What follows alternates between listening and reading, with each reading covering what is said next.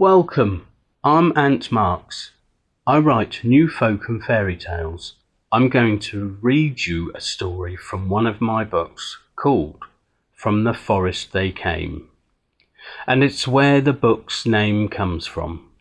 On the description there is a link to my author's page if you would like to find out more about the books and the stories that lie within. From the Forest They Came. It was a cold morning, and the first frosts of autumn lay crisply on the ground. Joe and May had just got up and were putting on their warm clothes to go out into the nearby forest to gather wood for their fire. There was plenty in store that they had collected over the summer months, but they always liked to collect more so it could dry and be ready for the end of winter, as they didn't want to run out. The husband and wife did this every once in a while, just for their own peace of mind. They took their handcart and set off towards the forest, walking across the open grazed fields. The fields were beautiful in the summer, scattered with wild flowers, but now frost-covered, and a few wisps of mist were hanging in the low, crisp air. Joe and May stood for a moment and gazed across the forest, taking in this different kind of beauty. So white and crisp, May was looking into the darkest patch of the forest. "Look!" she cried suddenly. "Something is moving there in the forest." May pointed with her arm and finger outstretched. Joe looked, and they both stood completely still, staring into the forest. Little figures started to appear from the darkness. May started to count them. 1, 2, 3, 4, 5. 5, she said in surprise, as the 5 little figures crept out of the shadows of the forest and into the field. Joe and May could see them more clearly. May said softly to Joe, "They are children, and not very old." Joe and May approached them ever so slowly, and May called softly, "Hello." The children did not reply. They stared at Joe and May, and then looked all about them, and then back to the forest. The children were dirty and cold and looked like they had not eaten for days, perhaps even a week. Joe took off his coat and gently tried to wrap it around all the children. They looked very wary and not at all happy about being wrapped by Joe's coat, but soon found comfort in the warmth. May said, "Are you with anyone? Where are your mother and father?" Again there was no reply from the children. Joe went to the forest to have a look and shouted out to see if there was anyone with the children, but there was no reply, save only the birds. He went deeper into the forest, still nothing. So Joe came back to May and the children. Joe lifted them up into the little handcart. There were 3 girls and 2 boys, all looking about the same age, 5 or 6. Joe thought to himself they could not all be siblings, as they all looked about the same age. Joe tucked his coat around the children as best he could, and they all set off back home. As they travelled, Joe whispered to May, "Where did those children come from?" And May replied, "I wonder." Joe pulled the cart up to the door of their cottage and lifted the children out. As they lifted out, Joe counted them out loud, as he could not think of anything else to say. 1, 2, 3, 4, 5. May opened the door and invited the children in, saying, "Come in, it's lovely and warm inside." At first the children did not want to go in. So Joe said softly to them, "Don't worry, it will be fine. It's safe and warm in there." Slowly the children entered the cottage. As they did so, they looked all about them and as they went, they had a wariness about them. May said, "Joe, will you put some water on? I think I need to give these little poppets a bath. Then I will find something for them to eat. They look half starved." May got a saucepan and made some porridge, sweetened with honey. Then into 5 bowls it went.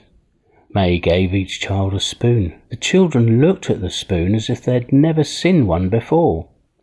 So May showed them how to use them, and slowly they gained the courage to eat the porridge. Joe set about trying to find some clean clothes that might fit the children. He went to an old trunk where they had kept some of their own children's old clothes. Joe and May's children had all grown up, married and left home to start their own lives. May had kept their clothes in the hopes of grandchildren some day. Joe also went to the neighbours to see if they had any small clothes and explained about finding the children. In the days that followed, the neighbours brought food, clothes and toys around, sometimes just as an excuse to see the children for themselves. The children were often asked, "Where are you from?" But not a word came from the children. In fact, the children had not spoken at all, apart from the tiniest of sounds to each other. Joe and May sent messages out to all the surrounding villages to see if the children's parents could be found. Not a word came back. So messages were sent out further and further, but still nothing. Several weeks went by and the children were now looking well. Neighbours were still sending gifts of food and clothing, and Joe and May were most grateful for these things.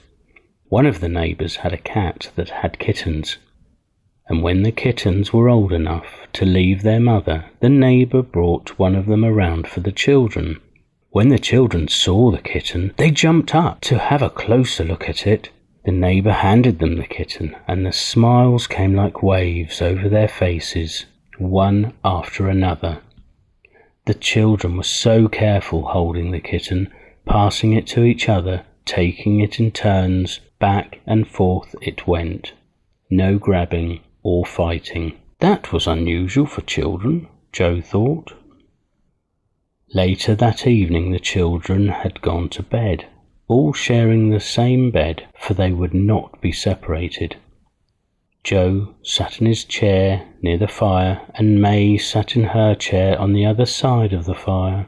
Joe said, like he had always done ever since the children had arrived, "Where did those children come from?" And May replied, "I wonder." The news of the children had travelled far and wide. On the odd occasion, someone would turn up saying they had lost a child and were there to claim it. Some didn't remember if the child they were looking for was even a girl or a boy. To others who came looking, May would ask if their child had a birthmark. Where was it, and was it in an unusual shape? They would have a guess. "No, we don't have that child," May would say, as none of the children had any birthmarks. But May and Joe never told that to anyone. A year had passed, and early one morning there was a knock on Joe and May's door. Joe went to see who it was, and standing at the door was one of the neighbour's sons, who had moved away but had travelled back to see his parents. He said that he had taken a shortcut through the woods. On his way home, he had found a hut in the forest that had burned to the ground. "Do you think that's anything to do with those children you found?" inquired the neighbour's son. "It's about 3 days from here on foot." Joe thought and said, "I think we'd better take a look." Joe borrowed a horse and rode with the neighbour's son to the burned-down hut. They looked all around but found nothing that suggested that the children could have been there. All they could find was burnt wood remains and ash where the fire had caught nearby trees, but luckily had not spread any further.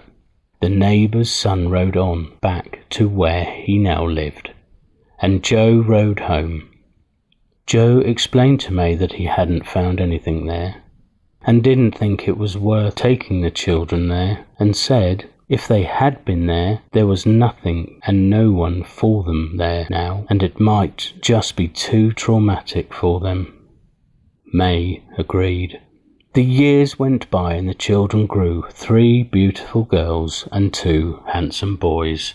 They did eventually talk, but didn't remember where they had come from, only that it had been very dark. The children were an absolute delight to have around. They made Joe and May so happy, and would help in any way they could. Was it because all that time ago, before Joe and May had found them, that they had been made so scared of something or someone that they were so good? Or was it just because of the love Joe and May had given them every day since they had found them? Joe still sits in his chair by the fire, and May on her chair on the other side of the fire. Every evening Joe still says, "Where did those children come from?" And May still replies, "I wonder."